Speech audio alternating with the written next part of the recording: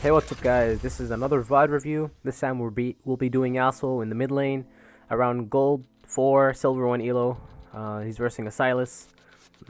Generally we'll be focusing more on the general decision making throughout the game and rotations, etc., and less on the actual mechanics and lane management, but we will be touching a little bit on that.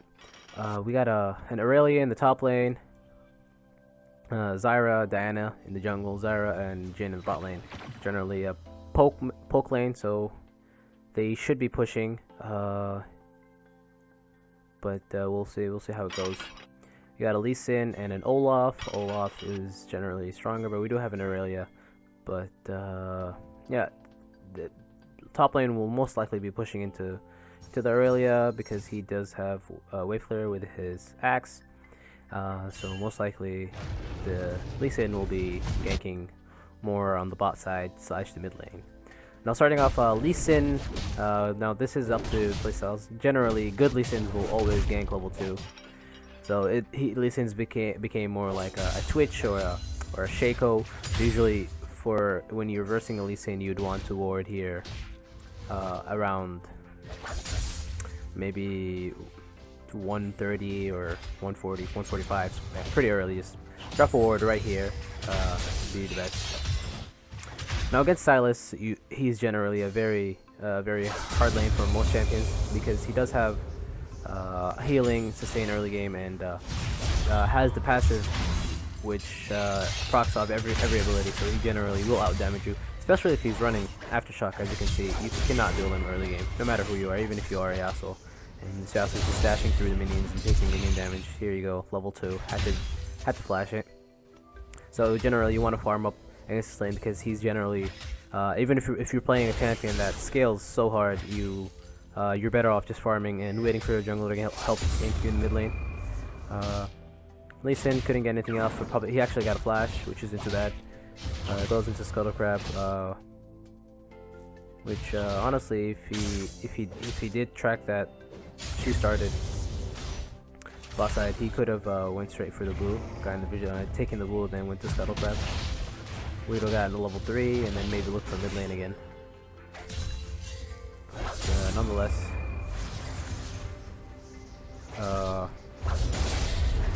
mid lane I guess got some help. Silas didn't burn any summoner spells. Alright, so in this situation, the jungler, let's take it back a little bit. So the jungler has no vision. She knows the enemy jungler was on this side, but she was probably thinking, oh, he walked over to his blue. So she walks this way, and the moment you see Silas following her, you know something's up. You know someone's coming. The top laner is missing, everyone is collapsing on her. In this case, this is on her own fault. She agreed to put the ward even though she saw him chasing her. What she should have done is, she has flash. She should have came here and she should have held her flash. The moment she saw this guy, should have flashed into here. But she didn't. She heard it, and mid lane should have never came here because top lane had priority. There's no way Aurelia could have followed. Therefore, they should have backed off. But he did come to help. He threw a Q. He should have left here, but he turned back to throw another Q. She was dead because she was greedy to flash, as you can see. And there you go. He's pretty dead here. Indeed. So if you know the enemy was here like 3 seconds ago, you should just, and I'm pretty sure the lane was pushing towards, yeah, the lane was going to push towards him. So you could have just waited instead of walking up for no reason. Or if you know they're on this side, all you have to do really in this situation is play on this side of the lane. There's no reason to go ward there. You know they're over there. So either ward over the wall over here, you walk over here, ward over there, and then play around this side, or you just stand on this side, and if someone shows up, you walk downwards. Now CS wise, CS is not that bad. The wave is pushing towards you now. This is it's in a very good spot. You just last hit here and keep the wave in this position, which is the best option for you. You honestly, the most important thing is for you to build up a CS lead. Building up CS is so much more important than getting kills, especially on Yasuo. getting your power spikes. You need to emphasize and play around getting your power spikes rather than plays or roams or whatever you think it is that is how you win games. Yasuo relies heavily on his items, so after you get your items, then you can start doing stuff. But other than that, his first power spike is Berserker Greaves, which you don't have, so you still have to continue playing safe over here. Now, if this Silas engages, he dies, but he's smart. He's not going to do that. Now, the wave just pushed. You don't. You do know where the jungler is. Yeah, you do know where the jungler is, so you should have walked up here, dropped the ward, probably taken some of the chickens. But you went. I'm guessing you're going to ward, but I think since the jungler was in the bot side, you will have to assume that he's going to if he can run straight mid lane, which I think this isn't too bad of an idea to drop a ward here, but you could have went up here, cleared the chickens, and then walked back into lane, played on this side, wait until he appeared on the map on the ward that you placed over here, and then played on this side, and then switched like this side. So let's go back a little bit. You saw the jungler, bot side. Your wave is pushed in. You walk up, drop a ward here maybe, in this area. Clear the chickens, walk back, play on this side of the map. The moment he shows here, make sure you don't play too aggressive because you don't have vision on where he is if he's coming straight from bot lane to you mid lane. So you play here, you're still playing safe, you're not looking to get kills. If he shows up from this side, you can easily run away or run up that way. And then you can escape the gank, but if he does go upwards, there's some camps and tusk on this side, you will see him over here. You can ping it for your team or do any other thing that you want with that vision. CS is keeping up pretty okay. Around 5 minutes you want to aim for 30 CS. 30 CS is a good number at 5 minutes. Although I guess higher is better, but if you do have 30 CS, you shouldn't be too worried. But just look to keep it up. Now again, you don't want to fight the Silas at all without your items, because he will beat you every single time. Alright, now skipping ahead. Both are level 6. The Silas does have priority if he needs to roam or whatnot. He does go out of vision here. The Silas pings that he's coming. So he roamed first. He's going to be here before the Yasuo. Diana's in her blue. She's level 5. He's level 6. So he's at a disadvantage. Diana made a big mistake by walking this way, especially since the mid lane went missing. So she had to have known that Silas was walking towards her. Kicked right into the UCC. Aurelia is roaming, but I guess she did not have priority, so she will come a little later. She had to clear some minions first, and then nothing else happened here. Top lane is coming over, so they cannot fight this. Yep. And it's top lane. Yeah, this guy is... You cannot catch him. You can't run away from him if he has that. Has to flash here. Yep, there you go. Yeah, they're going to take the blue. Nothing you can really do about it. Now this area is a bit dangerous for Aurelia to walk up because she can get dove. Yep, so a ward is a pretty good idea. Yeah. It's hard. Yeah, this guy is not very smart. Does not know anything about freezing or lane wave management. He could have punished Aurelia super hard here, but he just pushed it in. Mid lane right now is 0-2. Generally equal CS. Jungler showed himself here. Now this is a big mistake that a lot of junglers make, especially in low elo. They walk through the mid lane. For example, they want to get from this side of the map to the other side. They will walk straight through the mid lane, vision, and give away their position. There's a couple of reasons why this is bad. First of all, if the laners are looking to engage, for example, top lane wants to get a kill, but he's just afraid of the jungle because there's jungle pressure. They don't know where the jungler is. As soon as he reveals himself, that laner, the jungler just loses the free jungle pressure he had by keeping his position masked AS. So the laner can engage and possibly get the kill they wanted. Now everyone in the map, and now the people the jungler is going towards that he wants to gank now know he's coming towards them. So in that sense, he also loses a gank opportunity, and this is just generally helps the enemy team. Yeah, as you can see, Aurelia saw the jungler mid lane and then instantly went for a kill. Yeah. I mean, I don't think the jungler could have done anything here anyways because he's so pushed in. Look at where he died. But generally, don't show yourself on the map. So here Yasuo goes into a safer playstyle, which is probably the best possible thing he could do right now because Sylas can beat him in a 1v1. And Yasuo does get stronger with items.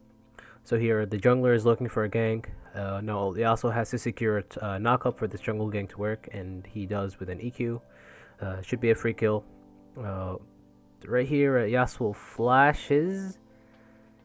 Yeah, Yasuo flashes, but Diana didn't. Which honestly, Yasuo should have saved this flash because you can see that Diana has her ult at the time where he flashed. You can look at the ult indicator at the bottom of your screen when you are playing to tell if your teammate has ult or not. So she did have ult, so Yasuo over here should have most likely held his flash and just let Diana take the free kill instead of burning it for nothing. Now you need to keep in mind that your recall timer and the time you need to get back, so you can be here by the time the wave crashes so you don't lose any minions. By pushing this, you use all the time of him being dead by pushing the tower. Now if you do recall, you will miss this entire wave, so you're going to push it in by the time but by the time you push it in, Sylas would be back and he's going to shove the next wave in, so you will lose a wave either way. But this is a cannon wave, so I guess it's better to lose a regular wave rather than a cannon wave. Alright, skipping a little bit ahead, Sylas is pushing in the wave. He's looking to roam, he disappears off the vision. Sylas walked into this side, but you did see Lee Sin walking into the jungle right here. So you know Lee Sin is right there. So in this case, you don't want to just walk into the jungler. You need to always keep your eye on the map. And they just baited him basically. And yeah, if you saw Lee Sin walking into here, you would have known that they were waiting for you. Alright, right here, Sylas is finished up taking the tower. Sylas just used E, he doesn't have any CC. He should be looking to run here. Yasuo just hit his power spike. He backed and already came back with his items, but Sylas hasn't backed yet, so he shouldn't be looking to fight here. And therefore he gets punished for it and loses a little bit of the lead that he had. Yasuo's tower is taken, so his only other choice is to push. He doesn't know where anyone else is, but he knows that the bot lane is dead, so the bot lane can't be coming, so the only one who can be coming for him is the Lee Sin, and Lee Sin can't really kill Yasuo by himself right now. The next Drake is Infernal, so around the Infernal Drake, should be playing boss side and then looking to move over to the top side of the map to play there. To get the Rift Herald around the Rift Herald, so if they do get a few picks or win a team fight, they can take the Rift Herald plus the tower. Here, Yasuo roams up. Can't really do anything because they backed off. And it goes in. Yeah, I don't know really clear opportunity. However, the Sylas is coming top lane. It is going to be a 4v3, and they definitely can't fight that. But the top laners are so far away and zoned off from the two over here. They could possibly 3v2 them here and then get away with the 2 kills before the top lane shows up. And here they are looking to get them picked. The Olaf is teleporting apparently because I mean, he wouldn't have made it in time without a teleport, but there wasn't really a fight that was committed at this point for him to actually use a teleport for it. Anyway, they got a teleport for nothing, I guess, so that's worth for them. Now there's an Earth Drake up right now, and no one is playing around it, because League of Legends is all about objectives. So to get an objective, you need to kill the enemy that's contesting you for that objective. So generally, what the lower elo mindset is, get kills, and then possibly, if they are even thinking about it, look for an objective, which is actually the wrong idea. You should position your team and / yourself around the objective, so that when you do get the kills, you can get the objective, rather than finding yourself across the map and unable to get it in the first place. So right now, the priority objective is this Earth Drake. So everyone should be playing around this side, pushing down the mid lane, getting vision. Scuttle Crab is very important vision because you can't destroy it. And after getting a few picks or possibly winning a team fight, then you can take the Drake. But everyone is playing around the mid lane, and no one is looking to get this objective. And a double kill goes over to Irelia, which at this point, two team members are dead. And there's only 2 near the mid lane, so they can't take the Drake freely. If Zyra was around the mid lane, it would have been either a free Drake or a free pushing top lane, because the team does have to pick between defending top lane or taking the Drake, because if they do go all 3 of them for the Drake, Aurelia can keep pushing and get some decent damage on the top tower. But the Zyra was out of position, or has recently back. In mid lane, now Lee Sin is looking, because there was a play made on their team in the top lane, they're looking to make another to make a counter play in the mid lane. But they do fail to find opportunities and make it work.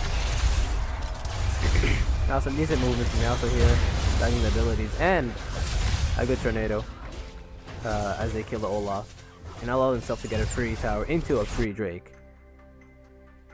The team does, however, agree to push more rather than taking the free Drake. But when you find an opportunity to take an objective, you need to capitalize on it as much as possible, because you don't want to give the enemy team time to get to you to contest the free objective. You go rush the free objective that you were planning to play around to get, and then the moment you get an opportunity to take it, you should take it instantly.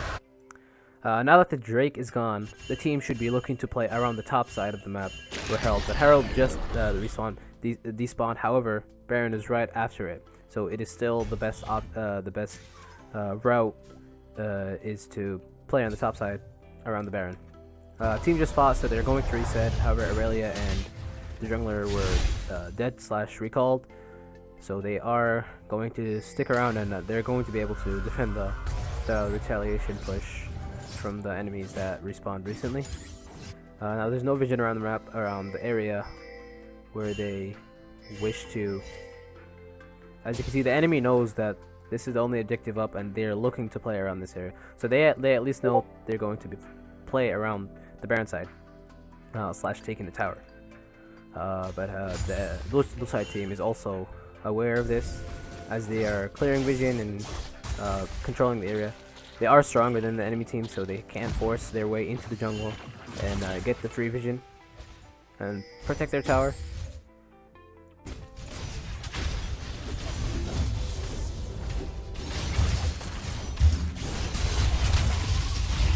Are really getting poked, and the entire team getting poked by the Caitlyn. It's a rather small area that the entire team has to be squished in, because they do not, even though they are stronger, they don't have control over this entire area, because there's no vision and they can get easily engaged on by surprise here. So Jin just using his ult to get some poke, so retaliation for poke. Generally a bad fight for the enemy team if they do attempt to dive. However, they do have a lot of AoE abilities, so being squished is very bad thing for the blue team over here. Lee Sin looking for an opportunity to possibly insect someone to the enemy team. So it's best to chill out and play this slowly, wait for them to engage and make a mistake. The team's generally more spread out now.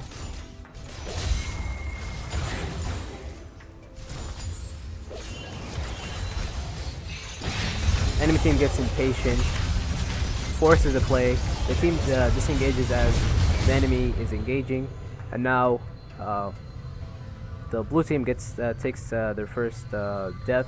However, the backline of the red team is completely opened up as they greed for that one kill opportunity they found on the support, because everyone else just disengaged and left the area. So they greeted for that, and then the blue team just had free reign on the backline,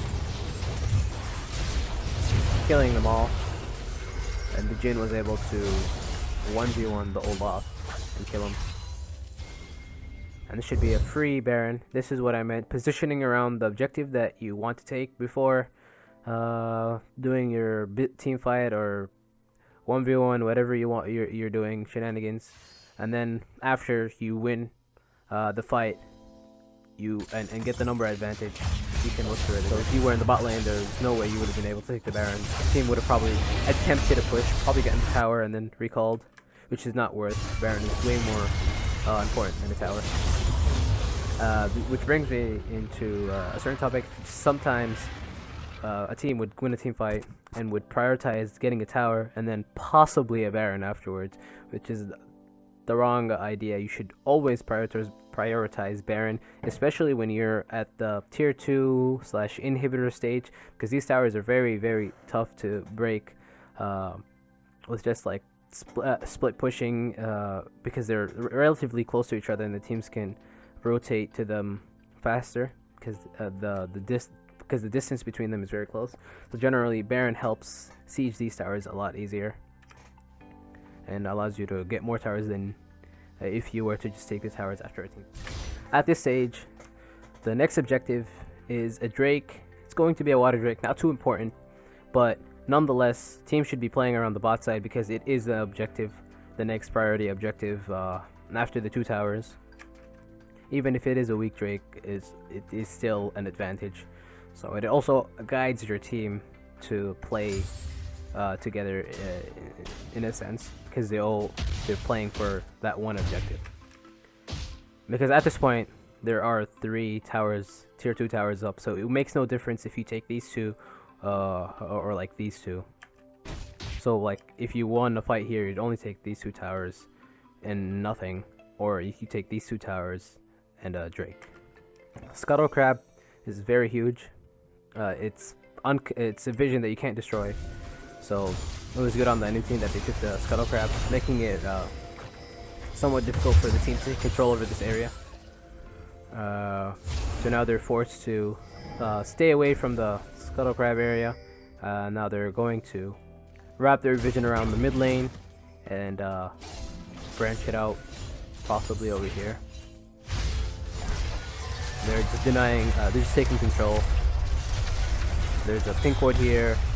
So now they just branched out from the mid lane and they have complete control of this area, getting a free pick by finding someone out of position because the enemy team could not see them coming because they took control over this area. They couldn't do anything about this, so you need to stay away from this. However, if they didn't take the Scuttle Crab and the blue team did take the Scuttle Crab, I would allow this team to be able to branch out and to control vision over here, to deny all the vision over here, and possibly take this tower by splitting. But here, the team got caught out. This ADC got caught out, and it's always super important to deny vision. So here the Aurelia puts a pink ward over here. They don't have vision of her anymore. This entire jungle area is black for the enemy. They cannot see anything over here. They only have vision through the areas where they can force the vision, like right here. So right here, this ward was slipped by, but the blue team did branch into the mid lane and then take control over this area of the map.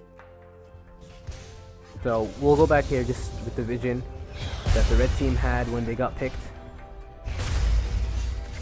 So they were forced to walk in here, but they had no idea who was walking this way. There was a pink here, and then the Aurelia popped out of nowhere, got a stun. The team was able to get a free kill. At this point, you would take this tower. If you can't get any more picks, they don't have any wave clear, however, so they can easily siege this. So the team does exactly that, and since they do not have any play, the red team forces an engage, but they don't have the number advantage, and they are weaker than the red team, so they will lose the fight regardless. So they should have given up the tower and the inhibitor instead of dying. So now they die and they lose the tower plus the inhibitor, and they surrender. Alright, so that's it for this VOD review. It's relatively short and not many things to cover regarding mechanics, and mostly just the general idea is to position yourself around the objectives that you want to take, or the priority objectives, before you look to team fight. So then after you do win a team fight, you are able to take some objectives.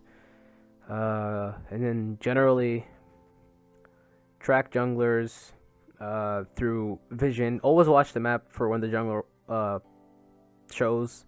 As I mentioned in my old VOD review, knowing where the jungler is your cue to fight or not fight. So if you know he's not near you, you can engage or do whatever you wish to do. That you would be stopped by a jungler if he were to show up.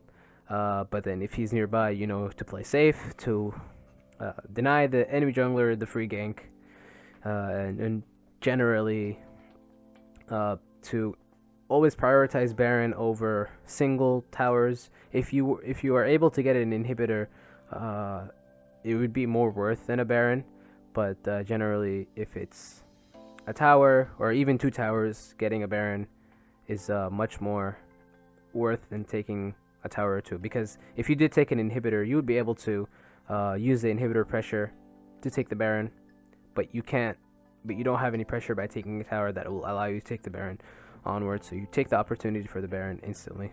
This was a very early Baron this game, a 22-minute Baron, which allowed this game to end very quickly. At the end of the game, he also, because he stopped trying to fight and focused more on farm, he was able to catch up. He got some really nice picks and had some really good fights in the top side as they waited for them to engage, and took that as a chance to end the game, as well as taking control by warding and denying vision on the side of the map as they were pushing towards the enemy base with their Baron, and denying vision, looking for picks, getting the pick, and then using their number advantage to force the win. Alright, that's about it for this VOD review. Thanks so much for watching.